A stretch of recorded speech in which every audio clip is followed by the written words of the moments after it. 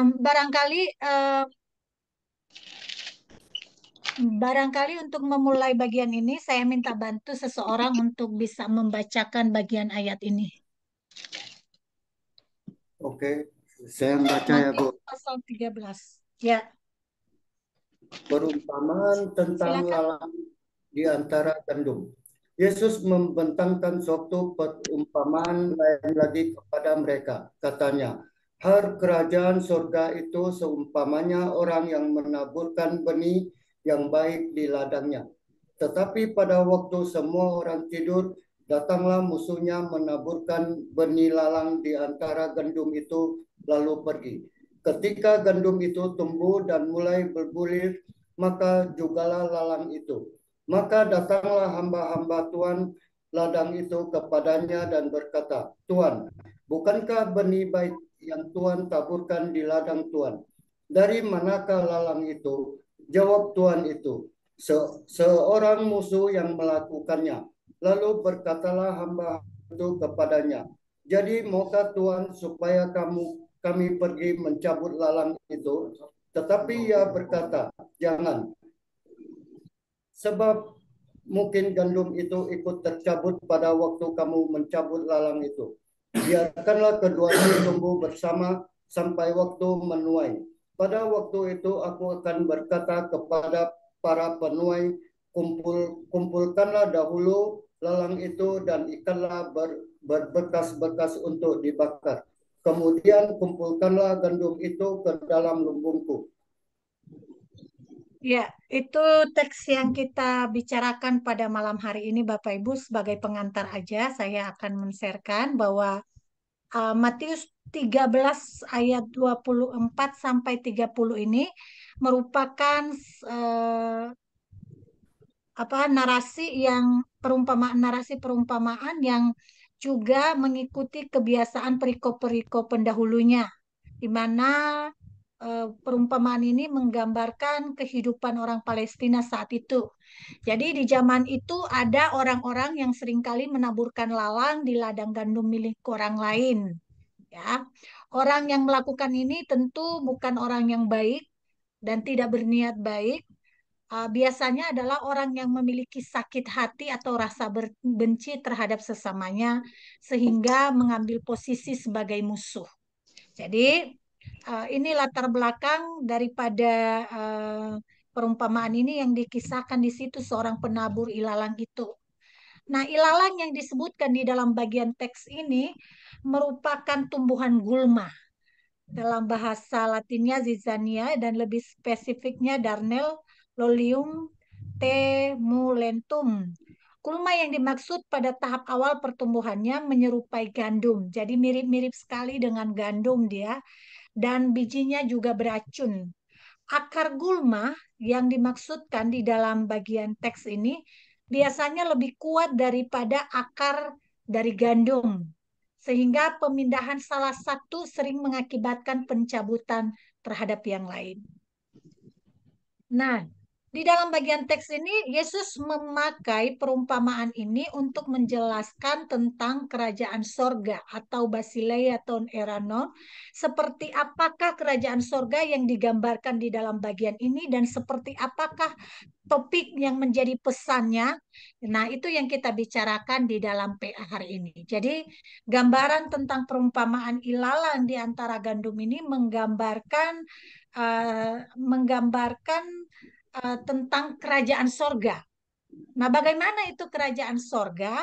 Apa yang mesti dilakukan? Apa yang mesti kita tahu? Nah, itu yang kita bicarakan melalui diskusi ini nanti. Nah, untuk mengantar kita pada poin itu, kita akan mencoba menjawab satu persatu pertanyaan yang sudah tersaji di sini.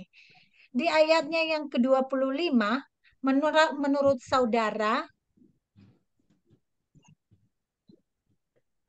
saudara, mengapakah penabur benih ilalang harus keluar menabur di saat orang sedang tidur?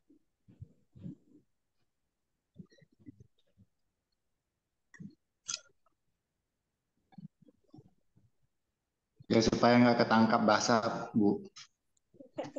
Supaya nggak ketangkap bangsa ya, Pak ya. Ya, Ya, supaya supaya nggak nggak. ketangkap basah. Oke, apa yang lain? Berarti kalau berbuat salah mah sembunyi-sembunyi Bu Gea. Ya, kalau berbuat salah, berbuat yang nggak benar, ya mainnya ya sembunyi-sembunyi gitu. Nggak berani diperlihatkan gitu ya. Apalagi Ayo Ibu Evi. Takut ditangkap, Bu. takut ditangkap ya. Kalau kalau ini kan bukan perbuatan yang benar. Jadi ada rasa takut gitu ya, ditangkap oleh pemiliknya. Jadi poinnya di situ Bapak Ibu, yang menanam lalang ini adalah sesuatu yang ilegal, sesuatu yang bertujuan tidak baik, dan dia datang di saat malam hari di mana orang tidak tahu. Dan perbuatan-perbuatan jahat itu biasanya hadir dalam ketidaktahuan kita, terkadang ya. Kita ditipu, kita dipalsukan, dia hadir tiba-tiba tapi menyamar sedemikian rupa. Kalau kita udah tahu orangnya mah, ya bakalan juga kita hati-hati gitu ya, bakalan kita akan memberikan respon yang tepat. Tapi masalahnya ini bertindak di saat orang tidak tahu dan dia mengambil tempat di mana semua orang lengah di saat tidur gitu ya. Nah, kehadiran yang jahat ini kan ada artinya di ayat yang 36 ya. Penjelasan perumpamaan itu ayat 36 sampai 43, siapa itu yang menabur, siapa itu ladang, siapa yang memanen gitu. Itu nanti bisa dilihat di ayat 36 sampai 43. Nah, di ayat 25 ini poinnya adalah bahwa si penabur ilalang ini ya, si penabur ilalang ini dia keluar dan beraksi dengan sebuah tindakan yang tersembunyi. Jadi kalau ada yang jahat tersembunyi-tersembunyi, jangan kaget karena memang itu kodratnya. Karena itu memang cara kerja dan metodenya. Oleh karena itu kita harus waspada cara kerja dan metodenya. Kenapa ya ada orang yang saya percaya tiba-tiba malah melakukan yang jahat. Nah itu dia menyamar menjadi baik, menyamar menjadi kawan, menyamar sebagai seorang yang rohani, menyamar sebagai seorang yang seperti yang bisa diharapkan gitu. Dan dia melakukan aksinya dalam ketidaktahuan. Oke, kita sepakat ya di sini ya. Ya, Ibu Gea, maaf. Ya, Boleh saya menambahkan sedikit, Bu, pikiran saya boleh, ini boleh. Ah, dari pelajaran Ibu Gea yang Pak David masuk, Bu. Selamat malam, Pak David. Dari pelajaran yang minggu lalu, malam 2 minggu yang lalu tentang sama perumpamaan. Jadi bisa juga mungkin diartikan bahwa penabur benih ilalang harus keluar menabur di saat orang sedang tidur. Maksudnya adalah bisa nggak kita ketika kita lengah itu, Bu.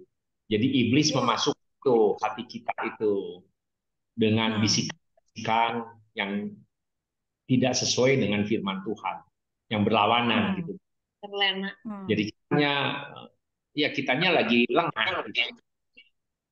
Itu yang penaburnya ini adalah ke dalam diri kita juga yang sebagai anak-anak Allah, tetapi juga ada benih-benih di dalam hati kita ini kan selalu ada aja dong benih kebencian, kemarahan, iri hati, kesombongan dan sebagainya itu yang dipupuk oleh iblis gitu. Itu aja, Bu. Oke. Jadi ya intinya memang di saat orang tidak tahu, salah satu yang membuat orang tidak tahu itu kan kelengahan. Ya. Kelengahan, ketidaksiapan dirinya di saat dia lagi terlena gitu. Intinya dia tidak tahu dan metode si jahat itu ya dia datang di saat yang lengah-lengah itu, di saat dia tidak tidak diketahui dengan jelas. Dia menyamar gitu di tengah-tengah itu. Bagaimana, Pak? Oke. Oke, Ada yang mau nambahin ya? Gimana kita menanggapi orang-orang seperti itu, Ibu? Oke. Nanti itu yang ada di bagian bawah, Bu. Oke, kita sampai di sini dulu sepakat ya. Tapi ini pertanyaan Ibu F ini adalah pertanyaan yang nanti akan terkait dengan apa kesimpulan kita ke bawah. Bagaimana kerajaan surga itu? Bagaimana menanggapi orang ini, gitu ya. Oke. Lalu kita akan melanjutkan di ayat 26. Sesuai ayat 26, apakah yang membedakan antara ilalang dengan gandum? Coba dibaca lagi ayat 26 apa Ibu?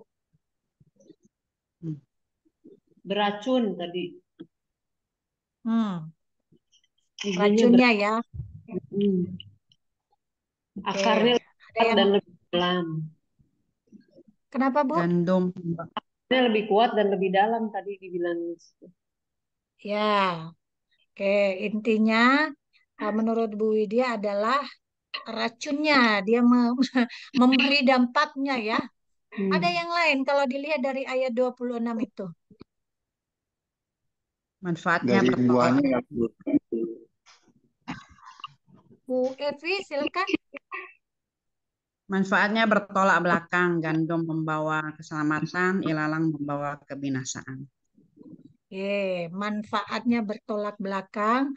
Gandum membawa kemanfaatan, ilalang membawa kebinasaan. Silakan, siapa lagi tadi yang mau bicara? Iya. Mungkin bedanya itu buahnya, Bu. Yang satu buahnya itu baik dan yang satu itu beracun gitu. Kalau gandum itu Ya, untuk kehidupan, kalau ilalang itu menghasilkan racun dari buahnya. ya. Oke. Nah, ini Bapak Ibu yang dicatat di situ kan 26. Ketika gandum itu tumbuh dan mulai berbulir ya. Mulai berbulir, nampak jugalah ilalang itu. Jadi ketika dia mulai berbulir, berbuah ya, memberi buah itu kan memperlihatkan siapa dirinya. Nah, itulah yang membedakan antara keduanya. Kalau yang tadi disinggung Ibu Widya, yang satunya beracun, memberi dampak kebinasaan, kata Ibu Evi. Tapi yang satunya menghidupkan, memberi dampak kehidupan, bisa mengenyangkan orang, bisa menghidupkan yang lapar gitu ya. Jadi selalu patokannya untuk membedakan mana yang ilalang, mana yang gandum, yang mana yang benar, yang mana yang tidak benar, yang mana yang jahat dan yang mana yang baik, selalu bermuara pada produknya. Apa yang kita produksi setiap hari? Nah, perilaku, kata-kata gitu. Biasanya kan itu rumusan dari pikiran kita gitu. Tentang siapakah yang menguasai hati kita ini, siapa yang memerintah di hati kita ini, biasanya akan teralirkan lewat perbuatan kita, buah gitu ya. Oke, ayat yang ke-27. Sesuai ayat 27 sampai ayat 28, apakah sang tuan mengetahui tentang musuh yang menabur benih lain di ladang tempatnya menanam benih yang baik? Tahu, tuannya tahu. Tahu ya. Kalau dibaca di situ, seorang musuh melakukannya lalu berkata, hamba-hamba, maukah Tuhan supaya kami mencabut lalang itu? Jadi apa yang kita pelajari kalau Tuhan tahu ya Bapak Ibu, ada yang jahat, tapi Tuhan tahu itu ada. Apa yang menjadi penghiburan buat kita? Kalau mendengarkan penjelasan itu bahwa Tuhan tahu kok ada yang jahat, ini jadi penghiburan atau ini jadi kemarahan tersendiri atau kekecewaan tersendiri buat kita? Tergantung sudut pandang, Bu. Kenapa Pak Luki? Tergantung sudut pandang dari diri kita masing-masing. Tergantung. Tergantung sudut pandang dari diri kita masing-masing. Kalau sudut pandang yang seperti apa yang kecewa, Pak? Lagi pesimis, Bu, usaha gagal, cinta ditolak, gitu kan. Udahlah. Nah, terus berkembanglah tuh si bir ilalang itu, maunya marah, gitu, maunya dendam, mau balas kejahatan dengan kejahatan, kan gitu. Nah, itu sudut pandang itu dulu. Makanya sudut pandangnya harus setiap hari dekat sama Tuhan, gitu kan. Sering saat teduh, berdoa. Nah, jadi itu si bulir-bulirnya nggak jadi matang tuh, bulir-bulir ilalang. Gandum yang matang jadinya, Bu.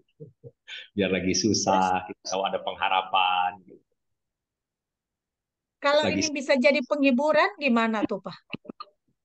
penghiburan Tuhan tahu gitu, jadi Kita penghiburan pasti kita. dijaga, Bu. Kita pasti dijaga dari ilalang itu. Tuhan tahu gitu. Tuhan tahu. Ya, Iya. kalau Tuhan sudah tahu, dia lebih tahu daripada kita, tentu juga dia lebih tahu bagaimana cara mengatasinya. Gitu kan? Kalau kita berpikir dari sudut pandang yang berbeda. Tapi kalau kita berpikir dari sisi yang lain, Tuhan tahu, kok nggak bertindak? Seolah-olah kita gambarkan Tuhan itu menjadi pasif. Nah, ini sebenarnya dasar teologi kita sebagai orang percaya selama ini, Bapak Ibu. Kadang-kadang kita bertanya kenapa hidup ini begini. Bukankah Tuhan tahu bahwa saya menderita? Bukankah Tuhan tahu bahwa saya kesulitan gitu. Lalu teologi kita menyetir kita, kenapa Tuhan tidak peduli gitu. Lalu kita berasa berhak marah kepada Tuhan. Tapi kalau kita sudut pandangnya memaknai bahwa Tuhan tahu, berarti kalau dia lebih tahu daripada saya, itu sudah pasti dia akan bisa menangani lebih daripada saya gitu. Tuh. Nah, kenapa banyak orang Kristen itu berbeda dalam bersikap? Karena pemaknaan yang seperti ini aja bisa berbeda loh.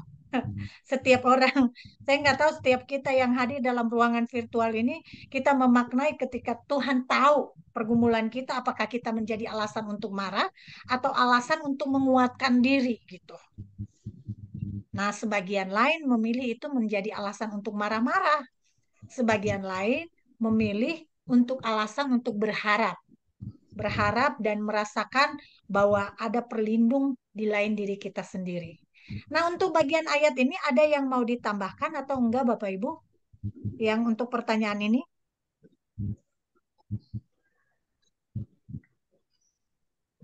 Ayo Bu Leni, kalau silakan Bu Leni. Bu Leni mau ngomong? Ini Enggak. Tuhan tahu bahwa ada yang jahat, Bu. Menurut Bu Leni ini penghiburan atau kekecewaan ini? Kadang-kadang membuat pengharapan, kadang-kadang penghiburan. Wah, oke. Membuat marah enggak? Kadang-kadang marah kalau doanya nggak dikabulkan. Kalau kayak gitu. Ada rasa kecewa gitu loh. Kalau apa yang kita harapkan gitu nggak dikabulkan sama Tuhan gitu. Penasaran rasa marahnya Bu Leni kepada Tuhan kalau lagi kecewa begitu seperti apa sih, Bu? Dari mana juga kita tetap aja percaya sama Tuhan. Tetap percaya sama Tuhan. Ya. Tapi marahnya gimana? Ya misalnya kalau doanya nggak dikabulkan gitu. Kalau doanya nggak dikabulkan, marahnya seperti nggak mau ke gereja, nggak mau doa lagi gitu. Ya juga, tetap aja ke gereja mah tetap setia. Oke. Ya betul. Bagaimana Bu Lili? Bagaimana? Paling menggerutu. Menggerutu. Lama nggak, Bu? Enggak, kalau saya mah ini ya berserah aja. Kalau nggak Apa yang terjadi itu memang sudah rencana Tuhan. Kalau buat saya, jadi selalu percaya aja. Mau ujian, mau apa itu udah suatu rencana Tuhan. Tapi Tuhan nggak akan membiarkan kita jatuh. Gitu aja. Oke. Tuhan tidak membiarkan terjatuh. Tuhan tahu yang sesuai. Tuhan tahu yang pas. Ada yang lagi yang kalau mendengarkan pernyataan ini marah? Ada yang lain? Marahnya ya. Marah pada diri sendiri paling Bu. Kenapa? Marah pada diri sendiri, bukan marah pada Tuhan. Oh, marah pada diri sendiri. Gimana tuh marahnya pada diri sendiri, Bu? Mukul-mukul diri sendiri? Kan, ini loh, kan kadang kita bingung ya mau berbuat apa. Di satu pihak sesama, harus berbuat kasih. Di satu pihak kita tahu dia nggak benar, tapi kita harus berbuat kasih. Jadi kadang itu jadi satu pergumulan. Walaupun kita tahu akan merugikan kita gitu kayak gitu. Jadi marahnya di dalam hati, di dalam diri sendiri. Ya marahnya bukan marah gimana ya, bingung aja gitu. Jadi bingung cara mengatasinya gitu. Ya. Ada yang memiliki pengalaman yang berbeda ketika mendengarkan Tuhan tahu kejahatan ini, tapi kok nggak bertindak, jadi marah. Ya. Ada yang memiliki pengalaman demikian? Ya, ada. Ya, Bu, misalnya kita apa ya? Ya kita selalu berdoa, tapi sudah bertahun-tahun tetap belum ada jawaban. Belum ada jawaban. Ya gitu. Oke. Kalau udah bertahun-tahun nggak ada jawaban, Iya. gimana tuh Bapak Ibu? Sebenarnya udah ada jawabannya, nggak dijawab, nggak dikasih gitu. Tapi sih saya sih percaya pasti Tuhan kasih yang terbaik gitu loh. Iya. Jadi kalau kita sudah mulai dengan keyakinan Tuhan pasti menjawab yang terbaik, mungkin menurut Tuhan itu yang terbaik. Iya, makanya saya itunya gitu aja, mungkin ini yang terbaik gitu. Oke. Jadi berdamailah ya dengan suasana hati yang marah itu ya. Berdamai dengan diri sendiri. Berdamai dengan diri sendiri. Oke. Waktu Tuhan pasti, waktu Tuhan itu pasti aja berserah. Jadi kita sepakat dulu bahwa ayat 28 sampai 27 sampai 28 itu Tuhan tahu ya yang terjadi, dan kita juga meyakini bahwa segala apapun yang terjadi di tengah-tengah dunia ini Tuhan tahu. Nggak ada yang tersembunyi di hadapannya. Gitu ya. Ini adalah pengakuan iman yang luar biasa loh. Ketika kita meyakini bahwa seburuk apapun yang terjadi di tengah-tengah dunia ini, Tuhan tahu kok. Dan orang yang menempatkan percayanya pada poin seperti itu, dia mungkin kemungkinan dua yang dialami, kemarahan dan pengharapan.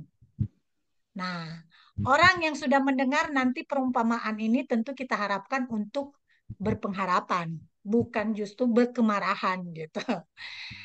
Oke, nggak ada tambahan ya. Kita lanjutkan. Sesuai dengan ayat yang ke-29 sampai ke-30, apa pertimbangan sang tuan hingga enggan mencabut ilalang sebelum musim panen?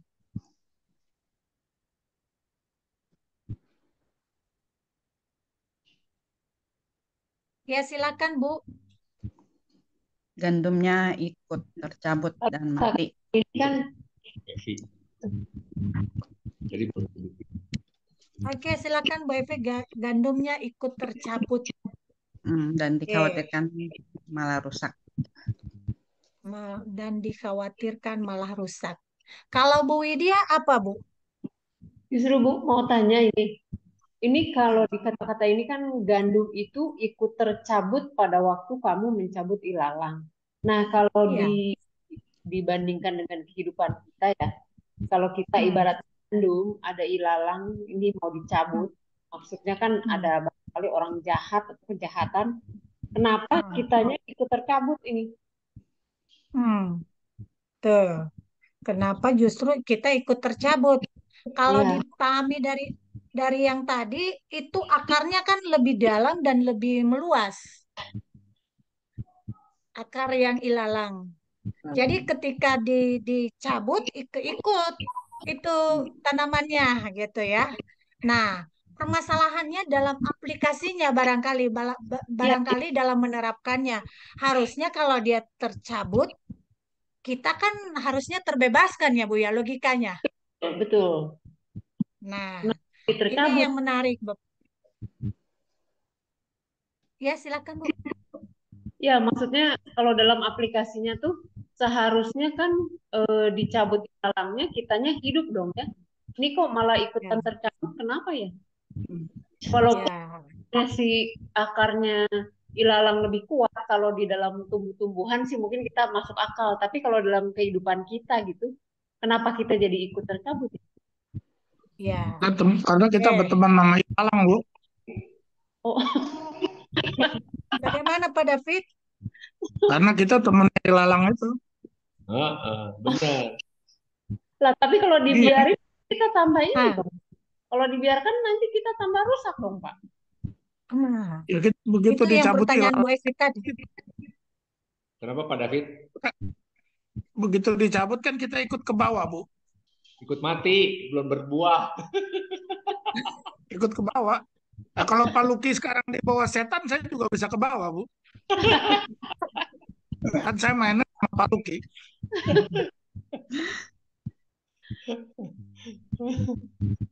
Ya, Bu. Ini susah ngertinya nih juga ya, Bu.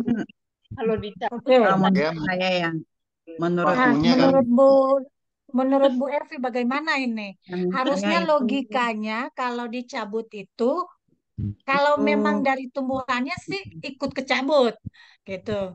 Harusnya di dalam penerapannya kalau dicabut justru kita semakin mengalami kebebasan dari tekanan, gitu. Menurut Bu Evi bagaimana ini? Kenapa sampai begitu? mungkin itu apa dalam hal ini ilalang dan gandum itu pada diri kita sendiri gitu. Ada hal baik dan ada hal dosa. Di saat dosa kita lebih itu mungkin ya istilahnya gini, kan seperti yang dulu pernah kita ketahui di saat kita lagi berbuat dosa terus kita dipanggil gitu. Ya udah, jadi belum sempat. Nah, mungkin seperti itu. Jadi ini saya lagi berbuat dosa nih ceritanya. Ya udah. Jadi keselamatan mungkin hilang di sana. Di saat kita belum bertobat. Oke. Jadi menurut Bu Evi, kenapa ikut kecabut? Karena itu bukan pribadi dengan pribadi, tapi ini pribadi satu pribadi. Jadi kalau dicabut Ya. itu dia akan menjadi kecabut juga nyawanya lah, gitu ya Bu ya. Ya, karena kita Berakhir sendiri kan sudah. pasti ada kebaikan dan juga ada dosanya. Ah, oke.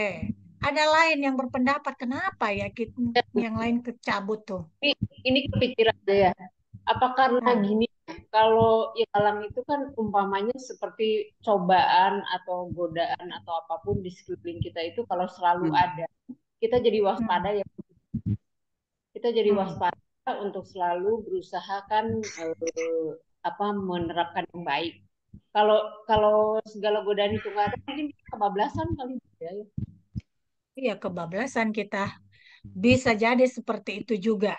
Ya, ini kan menafsir namanya Bapak Ibu, menafsirkan asalkan nggak jauh-jauh, boleh-boleh saja, sah-sah saja gitu. Kenapa dia ikut kecabut dalam aplikasinya? Oh ya mungkin kalau menurut Bu dia mungkin kalau dia nggak ada sama sekali, kita kebablasan, jadi merasa udah oke-oke aja. Tapi ketika ada hal lain yang mengcounter itu menjadi warning tersendiri yang membuat kita waspada gitu. Kayaknya Pak David mau bicara itu. Kenapa ini Bukan, pada kecabut? saya bingung sama yang tadi Bu Evi. Kalau begitu sekarang nanti kalau hari ini saya bikin dosa, saya mati masuk neraka dong. Iya, Pak. Dulu kan Pak Stanley bilang seperti itu. Jadi jangan lagi dipanggil Tuhan lagi berbuat dosa, langsung hilang nanti. Jadi saya nggak punya keselamatan dong. Kita jangan menambah kebingungannya dulu karena Pak David udah cukup bingung. Yang lain ada yang berpendapat kenapa kecabut gitu. Kalau menurut saya ya. Ya, silakan Pak Yohanes. Kalau menurut saya, kalau kenapa nggak dicabut karena waktunya belum cukup gitu, Bu Dea. Untuk gandumnya itu belum bertumbuh, belum berbuah.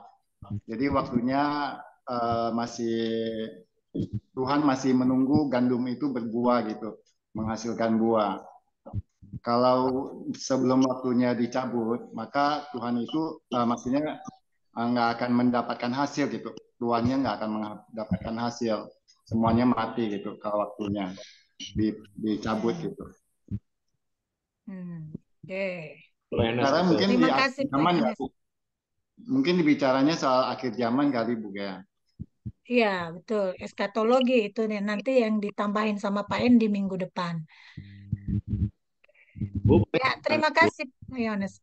Mau tambah lagi? boleh saya nggak Bu nambah? Boleh. Banyak juga nggak apa-apa, Pak.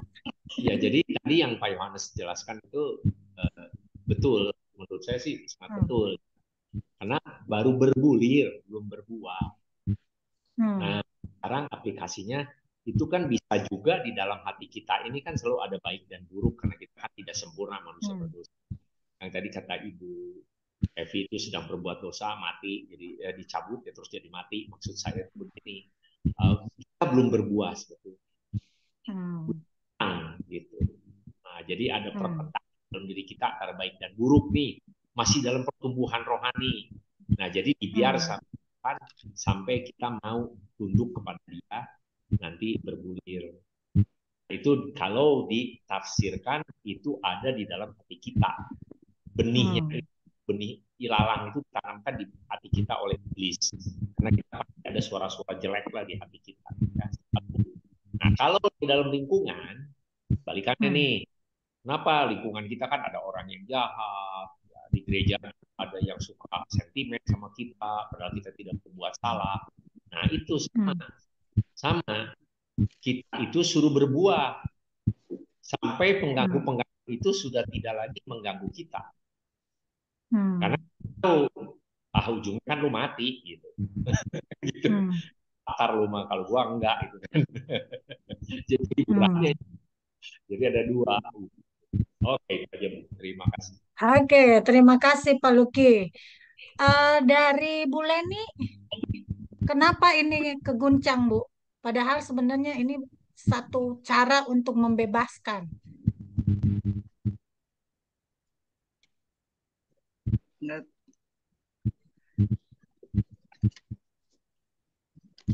tahu Bu, yang lain aja dulu. Oh, yang lain. Ya. Bu Lili?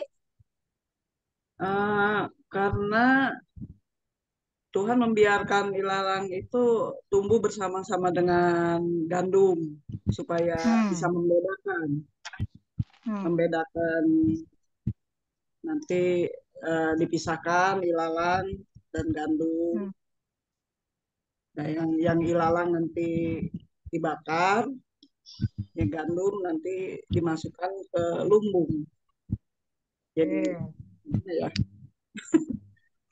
Jadi dalam desain Tuhan. Jadi dalam desain Tuhan dibiarkan gitu ya. Dibiarkan berdampingan. Iya. Kalau Pak Irwan.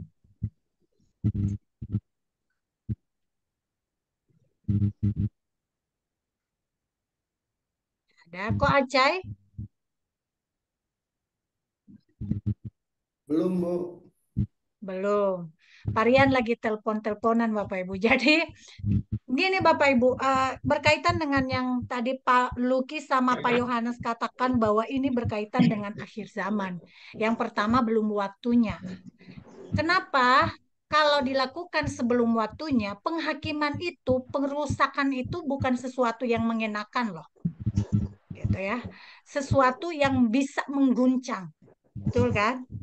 Dan ini tanaman gandum yang masih di dalam bertumbuh, masih berbulir-bulir, bisa saja mereka akan menjadi gugur. Karena itu goncangan, namanya pengerusakan itu akan mengguncang gitu. Jadi bisa saja mereka akan keguncang untuk melihat sesuatu penghukuman yang besar dari Tuhan. Jadi kenapa mereka dibiarkan? Ya memang belum waktunya. Kalau diambil sebelum waktunya ini ada dampaknya kepada yang lain. Mereka akan kecabut karena mereka masih di dalam pertumbuhan gitu. Dan mereka belum siap akar-akarnya sampai menancap. Sehingga dan mereka juga belum menghasilkan apa-apa. Karena itu pengerusakan atau penghakiman ini kan penghakiman yang tidak mengenakan ya buat pihak orang-orang tertentu, dan itu akan mengguncang. Bayangkan kalau Tuhan tiba-tiba mengguncang seluruh dunia ini, menghanguskan semua yang jahat gitu ya, lalu tidak ada lagi gitu. Berapa banyak orang jahat di dunia ini, berapa banyak sistem yang harus mati. Berapa banyak sistem yang tidak beroperasi dengan baik. Sebenarnya kan kita di dalam dunia ini sistem kita saling bergantungan.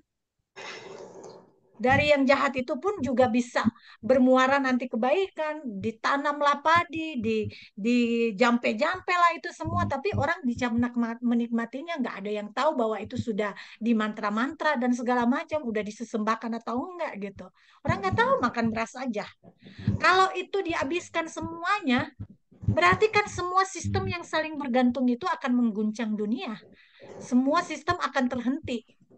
Maka orang yang seharusnya dipelihara pun juga menjadi keguncang. Sementara mereka masih belum menunjukkan buah yang benar. Mereka masih dalam tahap pertumbuhan dan mereka belum menunjukkan sikap yang sejati untuk sampai siap pada penghakiman. Begitu Ibu Widya untuk ayat 29 sampai 30 ini, kenapa ya mereka keguncang? Harusnya ini kan bisa membebaskan mereka.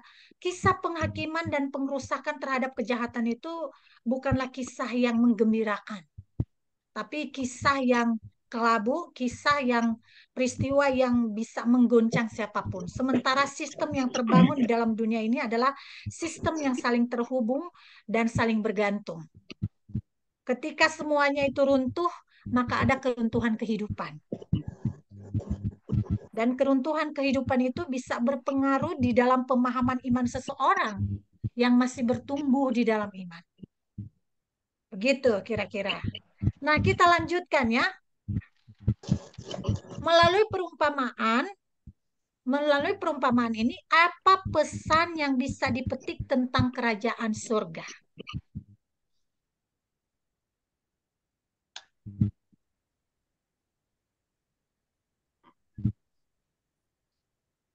Ya, dari keseluruhan perumpamaan ini, ada ilalang, ada gandum, dan ini katanya tadi menggambarkan tentang kerajaan sorga. Nah, apa yang bisa kita pelajari tentang kerajaan sorga mengenai perumpamaan ini? Kita tetap berbuat baik. Terus berbuat baik, oke. Terus baik walaupun sekelilingnya kita berdampingan dengan yang kejahat, dengan perbuatan jahat, pengaruh-pengaruh jahat. Oke. Kalau Terus gandum berbuat dalam dilalang bersama kan berarti gandum ini tetap tumbuh sampai penghasilan panen walaupun sekitarnya tumbuh bersama dengan gandum, dengan ilalang. Kalau saya mau nanya Bu ya, kalau ilalang ini kalau dicabut dilempar ke tanah tetap hidup kan? Iya. Dan ya, akarnya kalau gandum pun sangat menyusup. Ya, kalau gandum begitu dipanen terus mati nggak? Mati nggak kalau gandum dipanen? Mati ya? Iya, mati. Ya, jadi kalau gandum berarti kan harus dibakar, dihanguskan, dihabisin. Makanya lebih aman. Kalau nggak nanti nggak ditanamin gandum susah lagi. Ya, Pak Irwan salah. Oke, siapa lagi yang mau? Apa pesan? Kata Pak Irwan, pesannya adalah di dalam kerajaan surga ini, kita harus tetap berbuat baik meskipun kita berada dan berdampingan dengan tekanan dan kejahatan. Ya, maksudnya perjalanan ya. Dalam perjalanan kita untuk menuju surga itu tidak semulus gitu, tetap kita berdekatan bukan berdekatan, selalu berdekatan dengan pengaruh-pengaruh buruk. Begitu tetap. Oke, kita harus selalu siap bahwa kita ini selalu berdekatan dengan pengaruh buruk. Oke, ada yang lain? Tentang iman ya.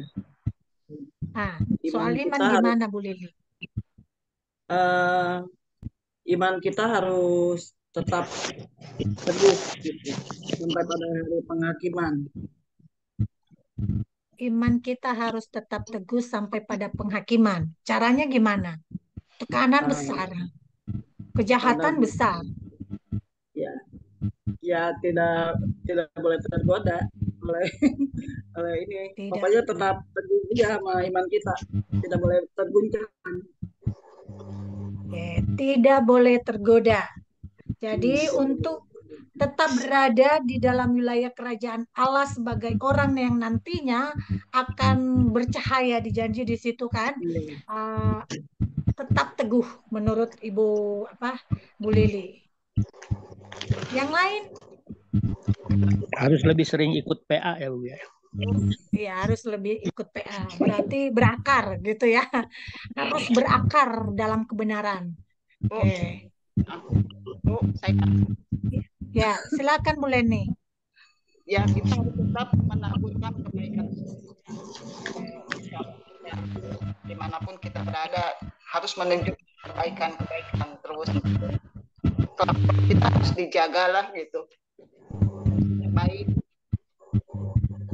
Oke, kita harus menunjukkan buat terus ya Bu ya. Dimanapun berada harus menunjukkan ya anak Tuhan gitu. Oke. Dimanapun kita berada, kita harus menunjukkan buah sebagai anak Tuhan. Kalau siapa lagi yang ini mau menanggapi apa pesan yang bisa dipetik tentang kerajaan sorga melalui perumpamaan ini? Ini berkaitan dengan Ibu Evi punya pertanyaan tadi ini dari awal. Bagaimana sikap kita? Jati diri kita. Bagaimana Pak Yohanes? Kita seorang Kristen, pengikut Kristus, kita harus menunjukkan jati diri kita ini adalah pengikut Kristus, dan kalau kita pengikut Kristus, yaitu kita menghasilkan buah yang baik gitu, seperti gandum, bisa dampak kehidupan gitu Bu. Kita harus terus berbuah sebagai pengikut Kristus ya. Jadi dari beberapa tadi sudah menjelaskan kita harus berbuah gitu ya. Kita harus menunjukkan sikap. Sikapan itu buah gitu ya. Ada yang lain? Kalau kita ditaruh di tempat dimanapun gitu, kita tetap harus menunjukkan terang. Ya, kita harus tetap menunjukkan terang. Ini berkaitan dengan di mana aja gitu. Mau yang buah. berbeda, Oke. Sifat yang bagaimana. Ada yang lain Bapak Ibu?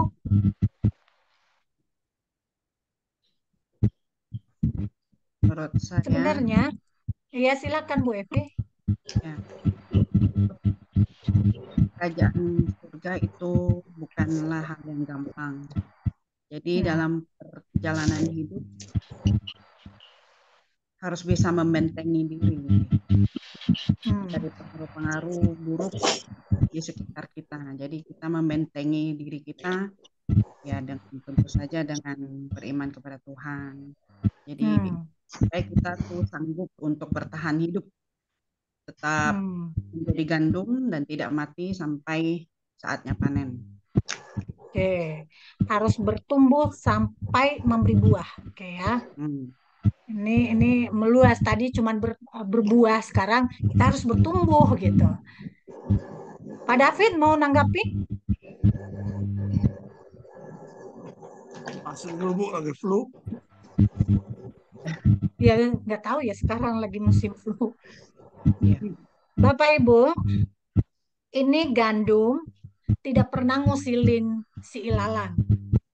Tapi bagaimana dia bisa bertahan hidup adalah dia harus berlomba untuk memberi akar, menancapkan akarnya untuk mencapai zat-zat yang dibutuhkan olehnya, dan dia harus memastikan dengan akar itu dia bisa bertumbuh, dan lewat itu dia berbuah. Ya. Jadi di dalam kerajaan surga ini yang diceritakan, diumpamakan oleh Yesus ini, kita jangan berharap bahwa kita steril dari kejahatan. Itu ada, selalu berdampingan antara yang baik dan yang jahat. Bahkan dari ruang-ruang yang maha suci sekalipun ada saja orang-orang yang menyamar seperti ilalang gitu. Tapi fokus kita bukan untuk mempertanyakan mereka. Mengapa mereka hadir, lalu mengapa mereka berkembang? Karena memang sudah diumpamakan oleh Yesus, mereka tetap dibiarkan ada gitu. Tapi yang kita lakukan adalah kita harus bersentuhan dengan kebenaran, itu namanya akar, terus bersentuhan dengan kebenaran, kehidupan, gitu. Lalu kita memastikan bahwa di tengah-tengah tekanan kita harus bertumbuh karena akar kita menyentuh kehidupan, sumber kehidupan, dan kita memastikan bahwa di tengah-tengah tekanan kita tetap menampilkan buah. Nah, ini yang disampaikan oleh Yesus. Di zamannya begitu banyak orang Farisi yang menyamar sebagai orang-orang yang rohani sekali. Mereka menyamar sebagai para pemimpin agama yang memiliki wibawa kerohanian. Tapi Yesus berkata ini kerajaan sorga, ya, kerajaan sorga di mana si jahat akan menyusup. Tapi jangan berkecil hati dan jangan mempertanyakan mereka yang jahat itu mengapa hadir. Sudah dibiarkan saja. Yang penting adalah membenahi diri kita, bagaimana kita mengenal lebih banyak kebenaran, bertumbuh di dalam kebenaran itu, dan membuahkan kebenaran.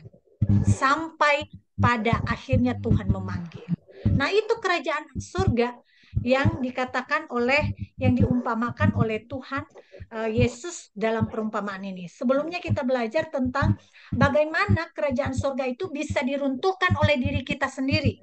Hati kita yang penuh batu, hati kita yang tidak subur, hati kita yang dipenuhi duri, gitu ya. Hati kita yang terbuka untuk diambil benih-benihnya oleh burung, itu dari pihak kita. Sekarang kerajaan sorga itu bukan hanya masalahnya dari diri kita, tetapi dari pihak lain yang coba menekan dari berbagai cara. Kejahatan menekan kita. Mereka tidak suka kita berada di dalam kerajaan surga. Maka yang kita lakukan adalah bukan lagi hanya membereskan diri yang seperti kemarin, tapi sekarang bagaimana mengakarkan diri pada kebenaran, bertumbuh di dalam kebenaran itu dan membuahkan kebenaran dalam kehidupan kita. Bagaimanapun orang berduyun-duyun untuk melakukan kejahatan, bersengkokol untuk melakukan kejahatan, bagaimanapun dia menyerupai dan memalsukan dirinya di hadapan orang. Yang penting kita pastikan bahwa kita bukan palsu. Kita adalah hidup di dalam kebenaran, bertumbuh dalam kebenaran, dan berbuah di dalam kebenaran. Nah, itu kerajaan surga. Akhir kata dari semuanya itu, Bapak Ibu,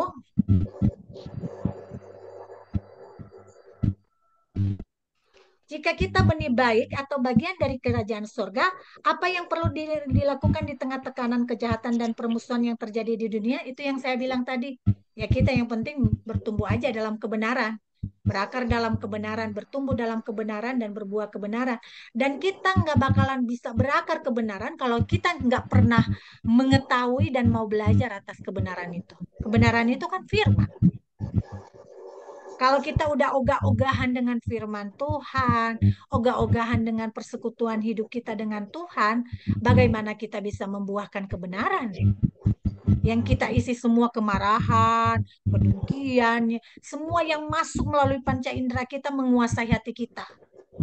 Karena itu, apa yang kita lakukan di tengah-tengah tekanan ini yang yang dipertanyakan Ibu Evi yang tadi di awal-awal, ya kita harus menancapkan diri pada kebenaran itu. Oke, Bapak Ibu, sebagai kesimpulan, kerajaan surga telah dimulai dari hari ini hingga pada kekekalan. Jadi jangan berpikir lagi bahwa kerajaan surga itu nanti ajalah kalau udah urusan setelah kematian. Bukan. Kerajaan surga itu sekarang, kemarin dan sekarang. Kerajaan surga itu juga tidak steril dengan kejahatan. Bukan berarti Allah absen di tengah dunia yang penuh kejahatan. Allah sedang bekerja dan menjadikan dirinya sebagai sumber kekuatan bagi setiap orang yang tertindas dan tertekan. Dan pastikan bahwa kita di tengah tekanan dan himpitan kejahatan tetap berakar dalam Kristus, mengalami pertumbuhan dan mampu berbuah hingga pada penghakiman tiba. Begitu Bapak Ibu menjadi kesimpulan kita pada hari ini tentang perumpamaan ilalang di antara gandum. Bahwa saat ini kita sedang menghadapi dua sisi kehidupan, kebaikan dan kejahatan. Mereka sangat berdampingan sekali. Dan jangan sampai kita jatuh. Oleh karena itu berakar, bertumbuh, dan berbuah. Sampai di sini ada yang perlu menanggapi? Bu, oke ya. Ya. Berarti saya mengambil kesimpulan bahwa kita tidak boleh sibuk menghilangkan ilalang, melihat yang jahat, karena ilalang yang udah diambil juga dia akan tumbuh lagi yang lain seperti itu ya Bu. Jadi yang penting kita bertumbuh dengan kebenaran, berakar, bertumbuh dan berbuah aja deh gitu ya. Ya, Jadi nggak usah betul. melihat ilalang yang tumbuh gitu. Ya, betul. Tapi bukan berarti kita masa bodoh dengan kejahatan ya. Di tengah-tengah kejahatan kita membuahkan kebenaran. Gitu. Dengan mengatakan bahwa kamu salah, itu pun kebenaran. Tapi kalau kita pusingkan kenapa sih dia ada, kenapa sih, nah saya teliti ini, kenapa? Jadi kita pelajarannya bukan kebenaran lagi, mempelajari dia gitu. Jadi fokus kita adalah kebenaran. Bahkan kebenaran itu ketika kita nyatakan mungkin saja bisa mengcounter kejahatan gitu. Ketika kita bersikap benar pun itu adalah menghalangi kejahatan itu semakin tersebar luas. Begitu Bu Evi. Berbeda ya ketika kita hidup dalam kebenaran dan mengungkapkan kebenaran dengan kita mengurusi orang-orang itu, kita telisik-telisik dia dari mana, udah curiga duluan kita dia dari mana, itu terus dia mau lakukan apa, energi kita habis loh. Kalau kita curiga sama orang gitu ya, kita udah nggak damai sejahtera sama orang, energi kita dan damai sejahtera juga nggak ada di dalam diri kita. Betul kan? Ada Tuhan sudah mengatakan ada orang yang semacam itu gitu. Tapi yang penting adalah bagaimana kita hidup di dalam kebenaran itu, berakar dalam kebenaran, bertumbuh dalam kebenaran dan berbuah kebenaran sehingga kejahatan itu pun semakin dipersempit areanya oleh kebenaran yang kita buahkan. Gitu. Oke, jadi sekarang Bapak Ibu, kalau ada pertanyaan-pertanyaan lagi, kenapa ya kejahatan dan penderitaan masih ada di tengah dunia ini? Gitu. Ya, memang sudah dinubuatkan oleh Yesus. Hanya hanya dua kemungkinannya, karena memang kita terkaget-kaget, belum tahu kebenaran, atau yang kedua, kita tidak melakukan kebenaran yang semakin mempersempit area kejahatan. Bisa ditangkap ya. Jadi kebenaran yang kita lakukan pun sebenarnya itu adalah salah satu counter untuk mempersempit pergerakan kejahatan. Tapi sasaran kita bukan untuk mengulik-ngulik orang itu. Sasaran kita adalah bagaimana kita mengerjakan apa yang kita tahu sebagai kebenaran. Contohnya ya, saya sering memberi contoh begini. Ketika kita di lampu merah, ya, lampu merah harusnya berhenti kan? Tapi ketika kita mengambil posisi melewati garis, maka yang di belakang ikut semuanya. Begitu kan? Kalau ada satu orang yang maju melewati garis, semua di belakang akan menjadi padat kok. Gitu. Karena kenapa? Kejahatan dibiarkan malah diikutin. Tapi kalau kita yang di depan, orang yang mengenal aturan, mengenal kebenaran, berhenti pada titiknya, maka orang lain yang ada di belakang sungkan loh mendahului kita. Kalau ada udah gila banget lah dia gitu. Tapi kebanyakan akan berhenti di belakang kita gitu. Minimalnya gitu ya.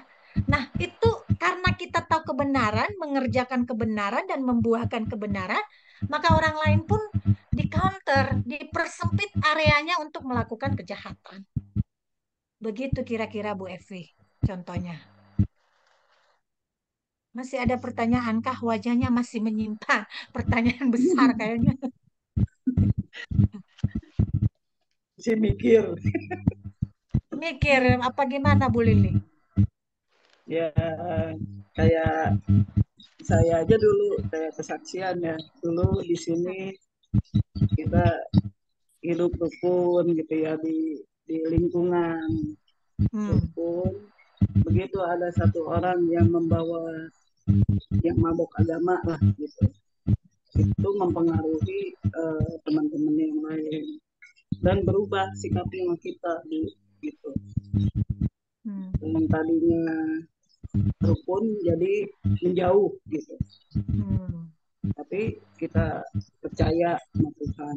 Ini mungkin satu tantangan buat iman kita. Jadi saya berdoa terus sampai orang itu yang tadinya membenci kita itu sampai akhirnya jadi baik sendiri. Sampai pada dia mau meninggal aja, dia datang minta maaf gitu, bahwa kelakuan dia itu salah. Itu ada pengalaman yang benar-benar ini. Saya sih nggak menaruh dendam, nggak apa, cuma saya berdoa aja terus gitu. Kenapa orang ini sampai benci karena agama kita gitu. Jadi poinnya ketika ada orang yang menjauhi, menebarkan permusuhan, Ibu Lili malah mendoakan. Itu kebenaran. Ibu Lili malah merangkul, Ibu Lili malah mau bersahabat. Itu kebenaran. Dan dengan sikap yang seperti itu pun akan mempersempit ruang gerak dari kejahatan itu. Ya, yang tadinya mau bermusuhan semuanya, nggak rukun semuanya. Karena kita tahu bahwa yang benar bukan demikian. Yang benar adalah saling mendoakan dalam hal yang baik. Yang benar adalah melakukan hal yang baik. Maka dilakukanlah Ibu Lili demikian. Maka sekarang menjadi cair suasananya. Nah, itu adalah pergerakan dari kebenaran itu gitu. Bukan berarti kita ngulik-ngulik orang itu, ayo kita masukin dia di dalam penjara gitu ya. Terus kita tanya-tanya kepada Tuhan, kenapa sih ada orang model kayak begini? Gimana ya untuk mencelakai orang ini agar meninggal dunia? Bukan begitu yang kita lakukan. Tapi kita mengenal kebenaran, yang benarnya adalah kita doakan, kita mulai merangkul orang-orang yang mulai bermusuhan. Nah, itu yang dimaksudkan di dalam bagian teks ini. Jadi kita berakar dalam kebenaran, bertumbuh dalam kebenaran, dan terus berbuah dalam kebenaran. Yang menjadi pertanyaannya, kalau nggak tahu kebenaran, apa yang kita lakukan? Setiap hari yang dia tahu adalah memasak aja terus-terusan dari pagi sampai sore, nggak salah gitu. Tapi hubungan dengan Tuhan, hikmat bijaksana yang didapatkan dari Tuhan, apa yang kita lakukan dalam meresponi berbagai pengalaman yang hadir? Itu ibu-ibu. Jadi tahap awal adalah harus bergaul dengan kebenaran itu. Oke, terima kasih Bapak Ibu, sudah lewat 10 menit. Kita akan mengakhiri persekutuan PA kita pada malam hari ini. Hari Minggu nanti dijadikan sebagai, ya ada bidang 2 di sini ya, Bu Evi.